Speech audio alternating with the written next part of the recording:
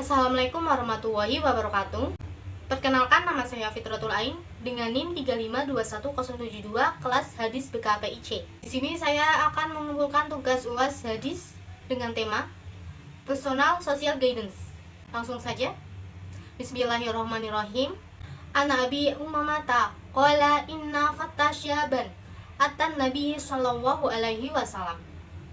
Faqala ya Rasulullah addan li bizana fa aqbala qaumu alaihi wasajaruhu qalu mahma faqallat nuh fadana minhu qariban qala fajalasa qala atuhibbu li ummaka qala la wallahi ja'alani lahu fida'aka qala walan nasu yuhibbunahu li ummahatihim qala afatuhibbuhu li banatika qala lawahi ya Rasulullahi ja'alani lahu fida'aka qala walan nasu yuhibbunahu li banatihim qala afatuhibbuhu li ahtika qala lawahi ja'alani lahu fida'aka qala walan nasu yuhibbunahu li ukhawatihim qala afatuhibbuhu li ammatika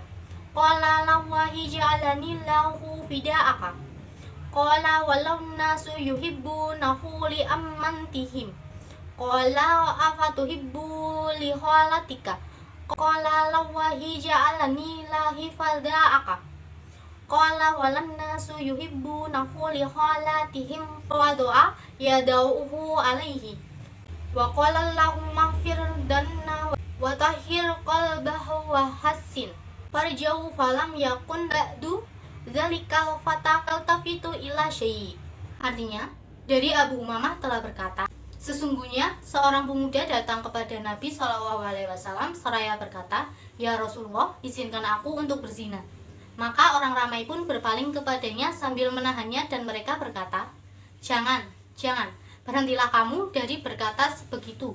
Maka telah berkata Rasulullah SAW, bawakan dia dekat denganku. Maka pemuda itu telah mendekati Rasulullah SAW. Maka pemuda tersebut telah duduk dekat dengan Rasulullah. Rasulullah SAW bersabda, adakah kamu suka itu perbuatan zina terjadi kepada ibumu? Lantas pemuda itu menjawab, demi Allah, tidak.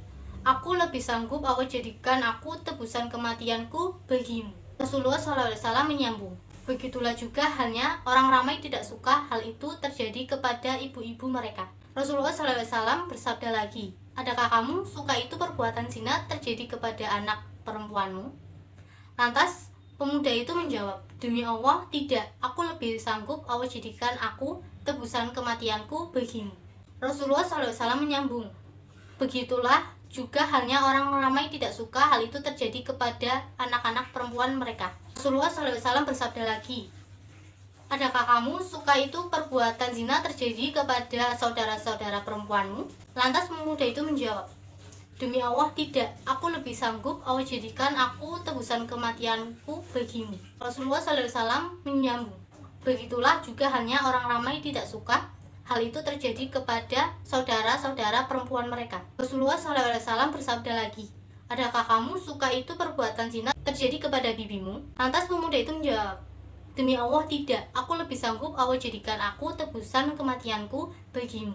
Rasulullah SAW menyambung, begitulah juga halnya orang ramai tidak suka hal itu terjadi kepada bibi-bibi mereka. Maka Rasulullah SAW meletakkan tangannya di atas pemuda itu lalu berdoa, ya Allah, ampunilah dosanya, bersihkanlah atau sucikanlah hatinya dari pemikiran sesuatu maksiat dan jagalah kemaluannya dari melakukan zina. Dari hadis yang saya bacakan dan terjemahnya tadi, bahwa ada seorang pemuda yang datang kepada Rasulullah. Ia ingin meminta izin kepada Rasulullah mengenai perbuatan zina. Nah, orang-orang di sekitar Rasulullah atau sahabat-sahabat Rasulullah tidak menyukainya dengan perkataan pemuda itu. Dan dibawalah pemuda tersebut untuk duduk di sebelah Rasulullah. Dan di sana Rasulullah memberi sebuah pertanyaan kepada pemuda tersebut tentang yang dizinahi itu terjadi kepada ibunya, anak perempuannya, saudara perempuannya, dan kepada bibinya. Lalu pemuda itu menjawab pertanyaan dari Rasulullah, Demi Allah tidak, aku lebih sanggup, Allah jadikan aku tebusan kematianku untukmu. Setelah semua pertanyaan, maka Rasulullah SAW meletakkan tangannya di atas pemuda itu, lalu berdoa agar terhindar dari perbuatan melakukan zina. Jadi, hadis yang tadi saya bacakan merujuk pada bidang dan bimbingan konseling, khususnya dalam bidang bimbingan personal social guidance, yaitu di mana proses konseling antara Rasulullah dan pemuda tersebut bersifat personal. Di sisi lain, Rasulullah juga memperhatikan kondisi sosial, yaitu di mana orang-orang sekitar tidak menyukai kata zina. Kemudian, pada saat pemuda itu bertanya kepada Rasulullah mengenai zina, nah, itu diibaratkan seperti seorang klien menceritakan masalahnya atau keinginannya kepada konselor kita, sehingga kita atau konselor dapat memberikan tanggapan kepada klien tersebut. Apakah perbuatan itu baik untuk kliennya atau tidak? Dan apakah perbuatan tersebut membahayakan kliennya atau tidak?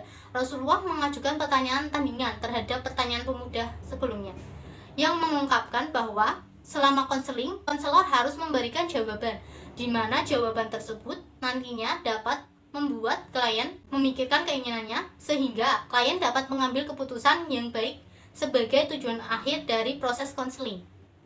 Nah, kesimpulan dari hadis tersebut bahwa nanti jika ingin menjadi seorang konselor, jangan langsung mencemooh atau berkata tidak baik sekalipun perbuatan klien tersebut memang buruk atau tidak baik dilakukan.